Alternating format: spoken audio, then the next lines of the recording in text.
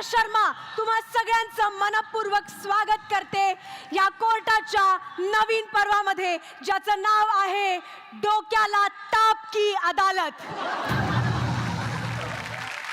असं म्हटलं जातं की शहाण्या माणसाने कधीच कोर्टाची पायरी चढू नये, आणि म्हणूनच मी रोज कोर्टात लिफ्टनी येते.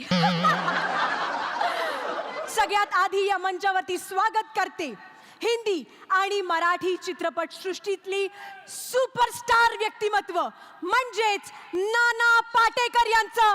जोरदार टाळ्यांनी या अदालतमध्ये मी सरांना बोलवण्याची विनंती करते. Sir please.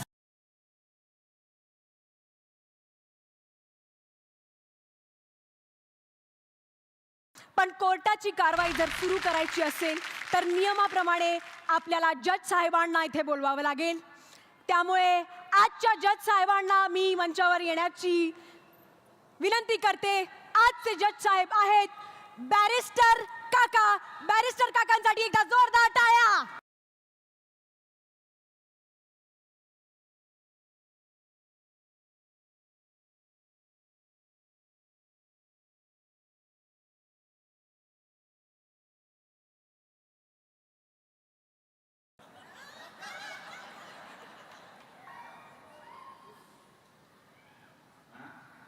ये सिंदूर की डिबिया है. जब भी मैं माझ्या घरातून बाहेर जातो तेव्हा मेरी बायको,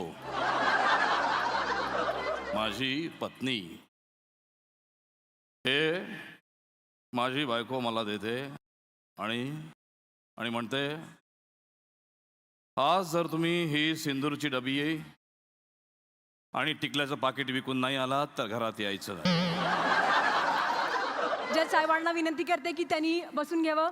सर, तुमच्यावर इथे खूप आरोप झालेले आहेत, तर सर्वप्रथम मला तुम्हाला विचारायचं आहे की तुम्हाला सरकारी वकिलाची गरज आहे का? नाही सर, सरकारी वकिलावर वायफाय फ्री आहे सर. मग येऊ द्या. तुम्ही असे का आलात? ते झाकून का आलात सगळं? राजकुमार से पहले उनके बूटे आते हैं. जूते जूते जूते. राजकुमार ने कह दिया, मतलब वो बूटे हो गए. इसलिए पहले बूटे आए, फिर हम आए. आए. हे काय? माफ करना, पुनः केंद्र लग गया.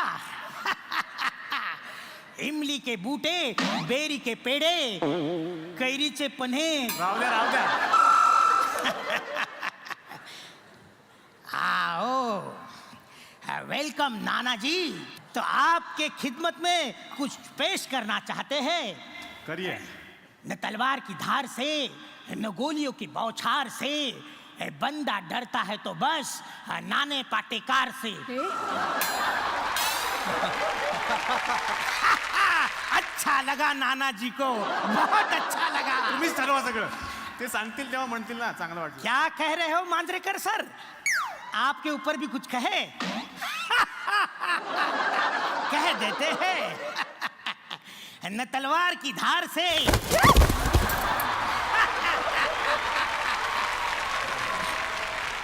न तलवार की धार से, न गोलियों की बौछार से महेश मांजरेकर डरते हैं तो बस मेधा मांजरेकर से. और अजित पारबार कैसे हो? कोण? अजित पारबार. अजित परब. वो मीटर में नहीं बैठ रहा था.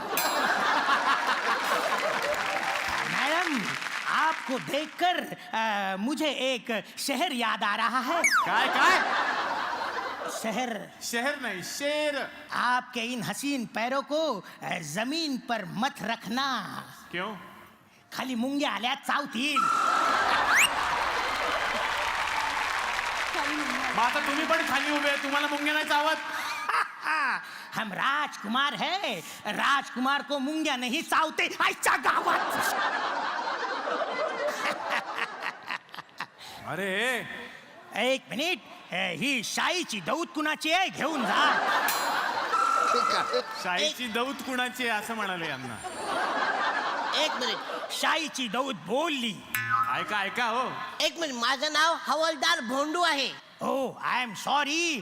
तर ह्यांचं नाव आहे हवालदार झंडू. झंडू नाही, भोंडू हवालदार. माझी केस आहे. एका माणसानं ना 4 लग्न केली आहेत. 4 लग्न करणं गुन्हा आहे. कोण आहे तो माणूस? बोलवा त्याला. काय आता यांचं? लोकोबा कारंडे हाजीर हो.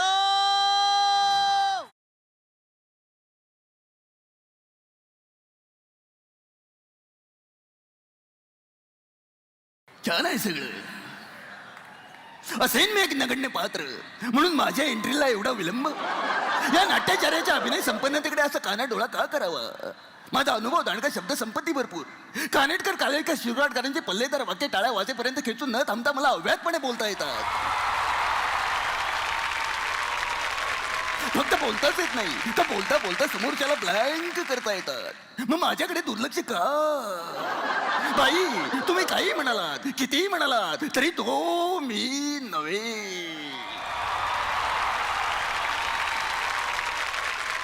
काय झालं सर? घसा सुटला? चहा मिळेल का जरा? मिळेल मिळेल सर, चहा तर मिळेल. तुम्ही घ्या वाक्यात, तोपर्यंत तिकडे. राजे सज्जनगडाकडे रवाना झालेले दिसतात. ही एक गोष्ट फार बरी झाली. जे आम्हाला साधलं नाही ते कार्य सिद्धलं जाईल. यात तुम्ही काय नक्की झाला? हे कार्य सगळं सिद्धलं जाईल. राजे सज्जनगडाकडे रवाना झाले दिसतात. ही गोष्ट फार बरी झाली. अरे आम्ही काय करायचं? आम्ही कुणाकडे बघायचं? हे कळत नाही आम्हाला.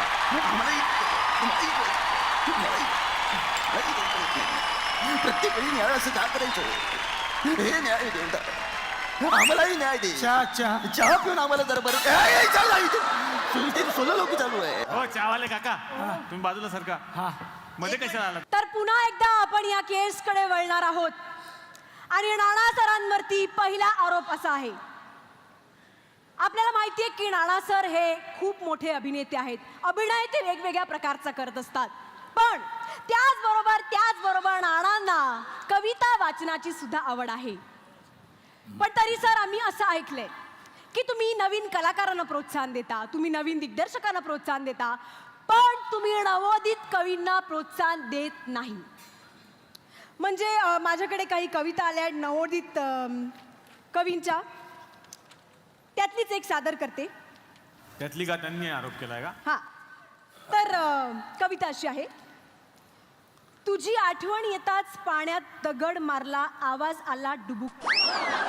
वा, सर शब्दांकडे लक्ष द्या. नाही तिकडेच आहे, तुझ्याकडे नाही. तुझी आठवण येताच पाण्यात दगड मारला, आवाज आला डुबुक. डुबुक. तेव्हा तो म्हणाला तोबुक तोबुक तोबुक. मला तुझा हा आरोप मान्य आहे. अप्रतिम, फारच छान. पण नाना सर, असे लोक भेटत असतील, पुस्तकं वगैरे तुम्हाला देत असतील, त्यावरती तुमची प्रतिक्रिया मागत असतील, त्यावर तुमचं काय म्हणणं असतं? मी माझ्या पद्धतीनं देतो प्रतिक्रिया. म्हणजे कोणी नसताना. आणि खरं सांगतो, मकरंद अनासपुऱ्यांना तुम्ही विचारा. आम्ही एक कविता संग्रह आम्हाला मिळालेला आहे, तो आम्ही खूप थकलो की तो वाचतो. अशाच अप्रतिम अभिजात आहेत त्या. तर सरांनी हा आरोप मान्य केलेला आहे. यावर मला सरकारी वकिलांना विचारायचे की त्यांचं काय म्हणणं आहे. जानते हो कविता क्या होती है? क्या होती है? जानते हो कविता कौन थी? कौन थी? हमारी डाव. हाँ? मेरी डाव आई है, मैं खेल रहा हूँ. मेरी कविता सुनना चाहोगे नाना जी? हा?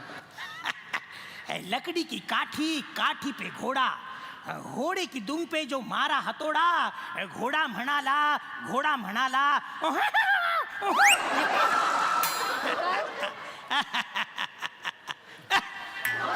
काय खेळताय काय? इस खेल को नहीं जानते? नाही. पाइप बॉल आणि ग्लासचा खेळ. तो नाही जाणार, ते शक्य आहे का ते? ग्लास केवढा, बॉल केवढा, कसं शक्य आहे? जब राजकुमार ने कहा है तो गेंद को बॉल में जाना होगा. देखना चाहोगे कैसे? कैसे? जरूर देखो.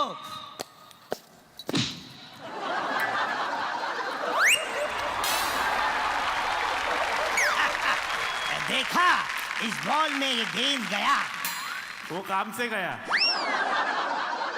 कविता केल्या पाहिजे. आम्ही आमच्या तरुणपणी कविता केलेल्या होत्या.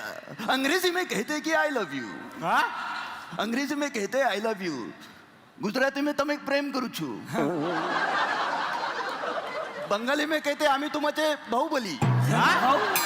बाहुबली. आम्ही तुम्हाला बाहुबली असं आहे ते. और पंजाबी कहते हडीप्पा तो मी नव्हे.